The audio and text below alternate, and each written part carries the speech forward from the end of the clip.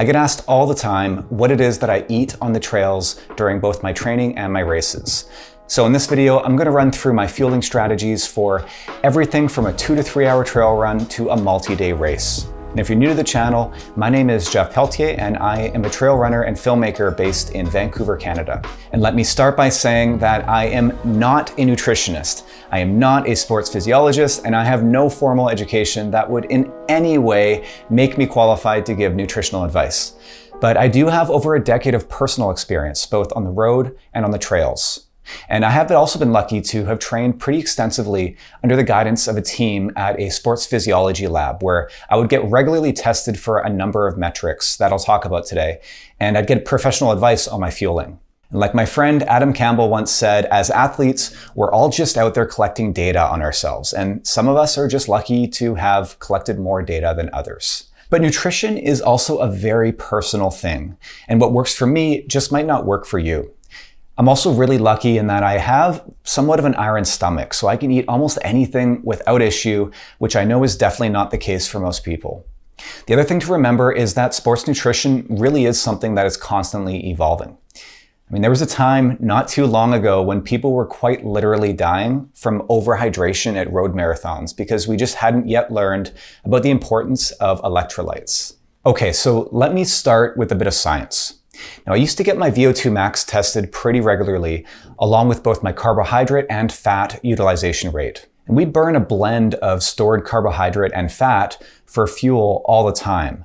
We can train our bodies to burn fat more effectively, but carbohydrates really are the limiting source during harder races or training sessions. On average, we have around 2,000 calories worth of glycogen stored in our muscles and liver. And on average, we use about 100 calories per mile when running at a marathon effort, which is why during a marathon, many runners hit the wall at around 20 miles. Now, I was taught that we should aim to replace about 60% of the carbohydrate that we burn in training.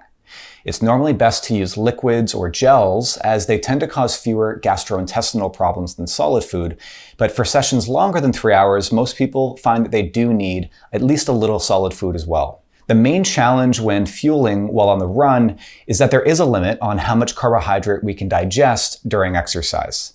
I've read estimates for the average person of between anywhere from about 150 to 300 calories, depending on the intensity of the exercise. Now, this would be the equivalent of 1.5 to 3 gel packs an hour, which is right around what many of the product manufacturers recommend.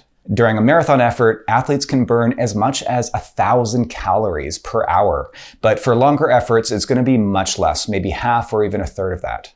And at lower intensities, we can also absorb more carbohydrate.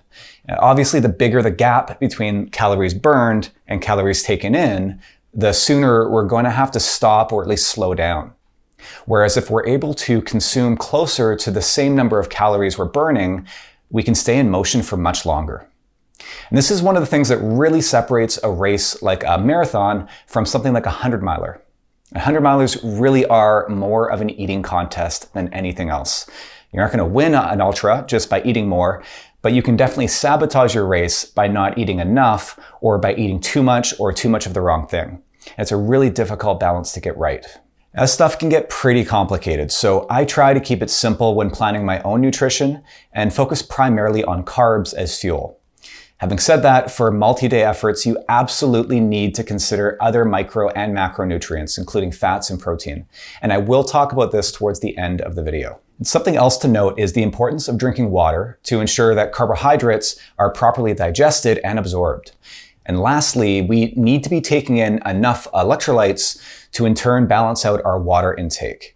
As I mentioned earlier, it can actually be dangerous to drink too much water because you're effectively watering down the sodium levels in your blood, which can lead to hyponatremia. I like to think about it less as replacing the salt that I'm losing through sweat and more just about ensuring that I'm taking in enough salt to balance out the water that I'm drinking.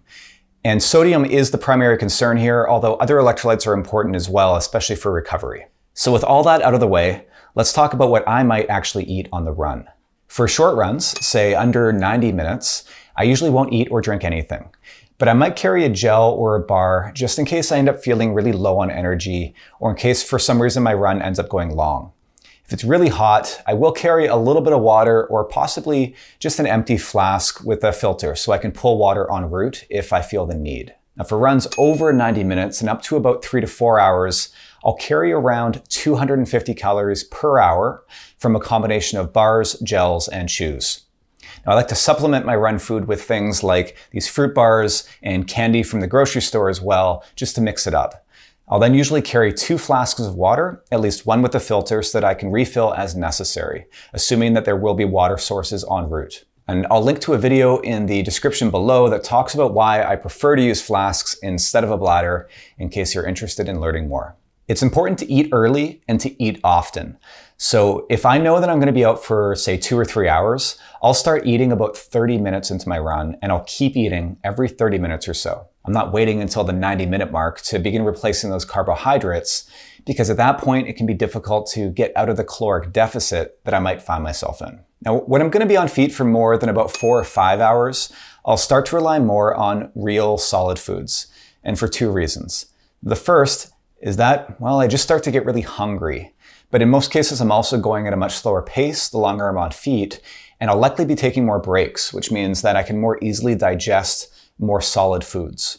So when peak bagging, I might bring a sandwich or a wrap to eat when I reach the summit, along with snacks like some trail mix and maybe even a little flask of whiskey to pass around while we take in the views. Now, in terms of electrolytes, I'll typically always carry a little baggie full of these salt tablets. On a cooler day, I might pop just 1 or 2 of these if I happen to think about it. But if it's really hot and I'm drinking a lot of water, I will make a concentrated effort to take up to 2 of these an hour with water.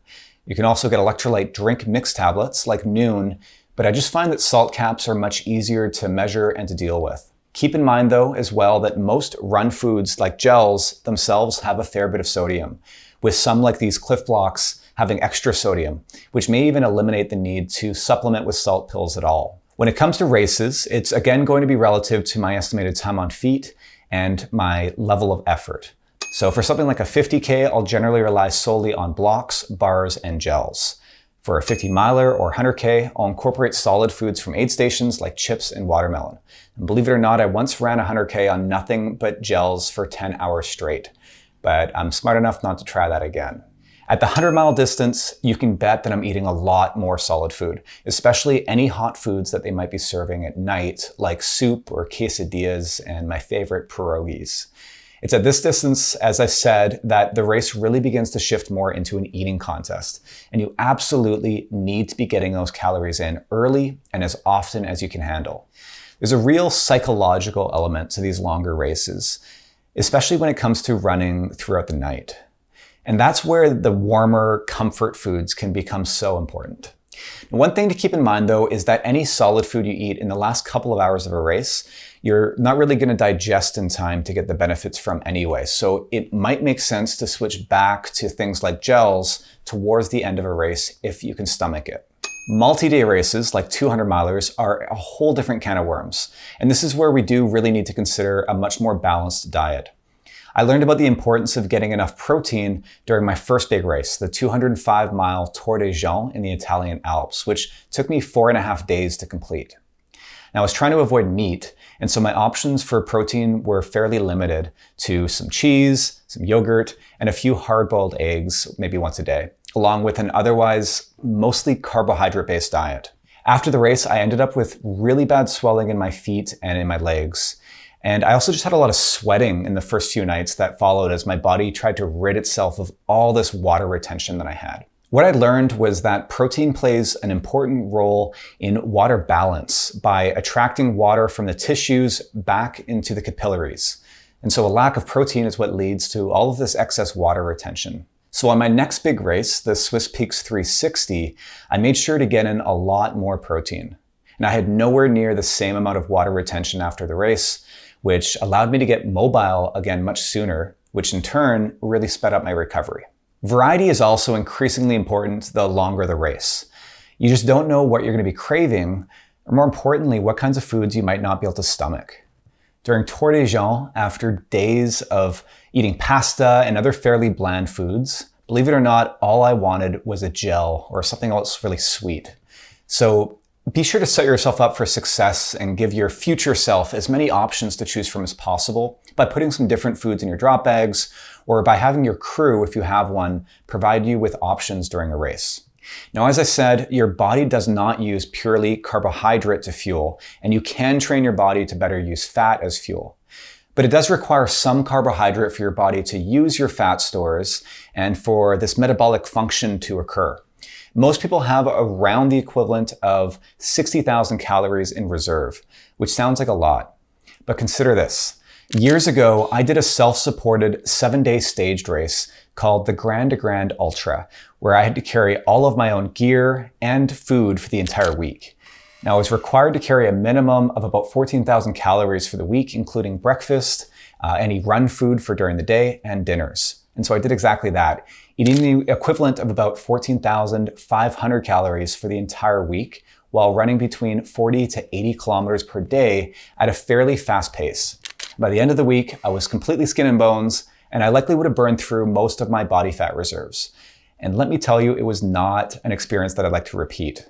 All I could think about was food, and in retrospect, I may have actually been able to perform better by carrying an extra 1,000 calories or so per day, despite the extra weight. Now, there's one thing I've yet to mention, and that's caffeine. Studies have shown that it can significantly reduce perceived effort. So it's basically like legal doping. And you are going to be at a disadvantage from a competitive standpoint if you don't take in caffeine during a race. I personally like to use it not only to help me stay awake at night, but also just to help elevate my mood when I hit a really low point. I can pop a caffeine pill or take a caffeinated gel, and within half an hour or so, I'll go from being super cranky to being a chatty Cathy, talking up a storm with anyone who will listen. My buddy Adam likes to joke that he knows when the caffeine is kicked in when I start to sing during our fast packing adventures. But you do need to be careful with caffeine because it is a diuretic and it can give you serious GI distress. So be sure to experiment with it during training before trying it in a race. And be mindful of gels and other products that might also have caffeine to make sure you're not overdoing it. I also want to just mention the use of powders like Tailwind, which may contain both carbohydrates and electrolytes. And the primary benefit of these is that they can be a little bit easier to digest for some people. Now, I've experimented with these myself in the past for both my training and racing. But I just find that they overcomplicate my fueling strategy because it effectively ties my intake of calories directly to my water consumption. And what this means is that if I get behind on my fluids, I'll also be behind on my caloric intake. Inversely, if I find I'm more thirsty than anticipated, I could either end up consuming more carbohydrates than I'd planned, or may even end up trying to limit how much I drink in order to ration my calories. So I just find it much easier to treat my water as water and to get my calories from gels and more solid foods. But I think the use of powders and water is okay, provided that you're treating them as a supplement and sort of as bonus calories and not relying on liquid calories as your primary source. Remember that the first thing to go is your brain when you're low on fuel. The brain is just 2% of your total body weight, but it accounts for up to 20% of its energy use. But when you're low on calories, your body diverts most of this remaining energy to your larger muscle groups. So if you ever find yourself lost or having trouble on the trail, the first thing you should do is to stop and eat. I like to say that you can eat your way out of almost anything. I'd love to hear about how you approach your nutrition and hydration during training and races as well, so tell me about it in the comments below. And if you found this video helpful, give it a like and be sure to subscribe for more videos like this.